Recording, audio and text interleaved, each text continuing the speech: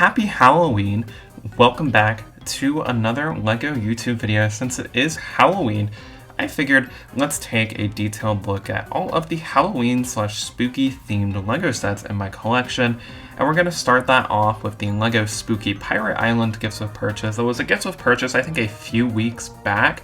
And since I won't do a detailed video of this, let's go ahead and show it off now. We have a nice little raft side build, and then we of course have the Spooky Pirate Island, which is shaped to look like a shark. And inside of the actual mouth of the shark, we're able to see a treasure chest, and then we do have a skeleton skull kind of washed ashore all the way to the right here. And then here's a look at the actual buildable part of the pirate island, the actual civilized part, I guess. We have a green lantern and a bat underneath it, and I really like those dark red masonry bricks. I think it's a very small build, but they do get a lot of details inside of it nonetheless. And we do have these flame elements, which I believe are meant to represent the eyes of the shark, and then you can also see the nostrils towards the front here, and then the fangs too. It looks really nice, and you can't fit a minifigure on the actual buildable kind of civilized part of the island, and there is a pirate flag here too.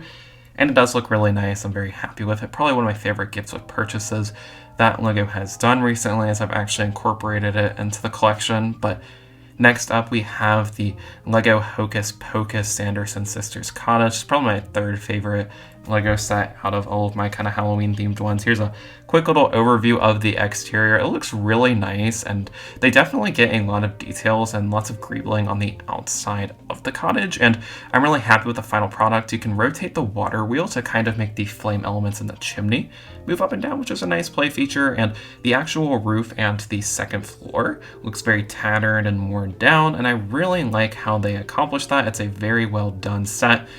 If you want a more detailed overview of this, I have posted a review on my channel, so I'll link that in the description. But moving on to my favorite Halloween set in my collection, it is the Monster Fighters Haunted House. We have various Halloween themed minifigures posed around it, including some from series 14 and 16, as well as some from the Monster Fighters line, including the zombie chef kind of hidden away all the way in the back here. And then on the front porch, we have some more from the Monster Fighters line. Many of these are not included in the set, they're just from my personal collection.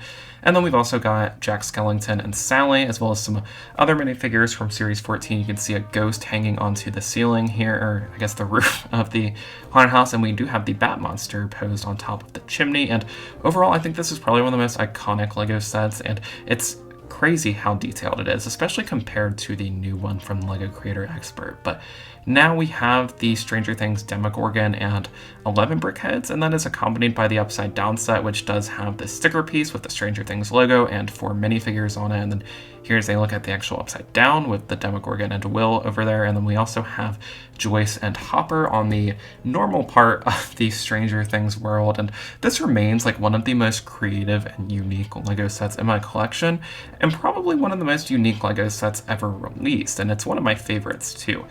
Next to this, though, we do have the Ghostbusters Ecto 1 with the Ghostbusters on this minifigure stand, as well as the Stay Puft Marshmallow Bag, which is a sticker that is included in the Ecto 1 set, which is right here.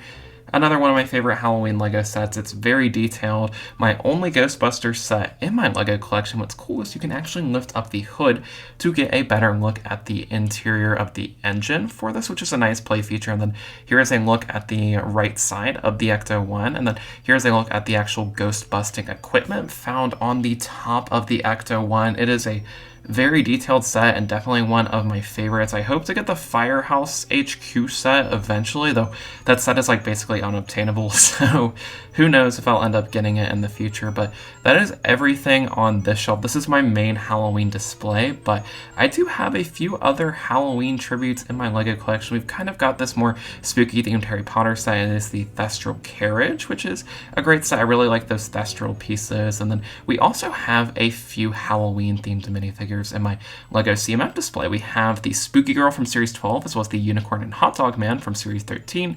We have the Cyclops from Series 9, as well as Mr. Good and Evil, who is based off of Dr. Jekyll and Mr. Hyde.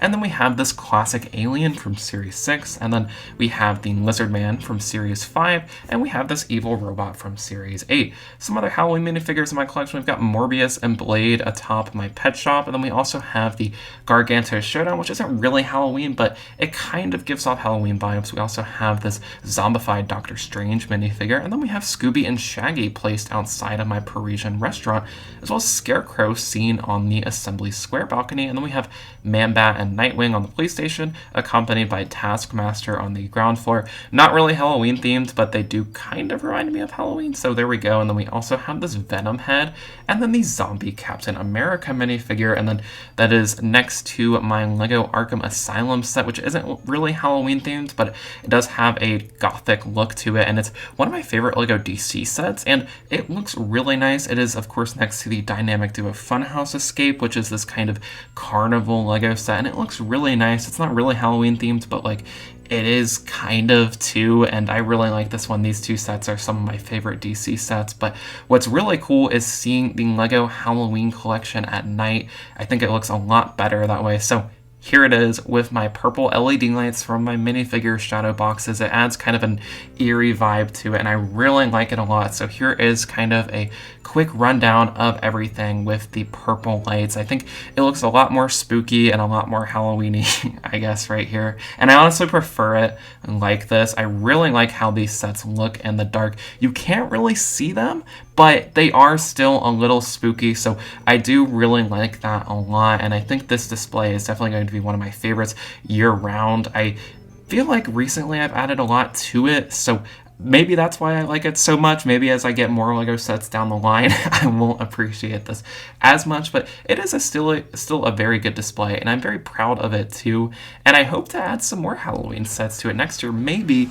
we will end up getting the Firehouse Brigade set from Ghostbusters. Who knows? That's like the big white whale, but it is very expensive and very rare, so who knows if I'll end up getting it, but I guess we'll see next year. But anyway, that is all for today. So happy Halloween to all of you watching. Thank you guys so much for watching the video. Be sure to comment down below what your favorite Halloween Lego set is. But that is all for today. Thank you so much for watching, and we'll see you in the next one. Peace out.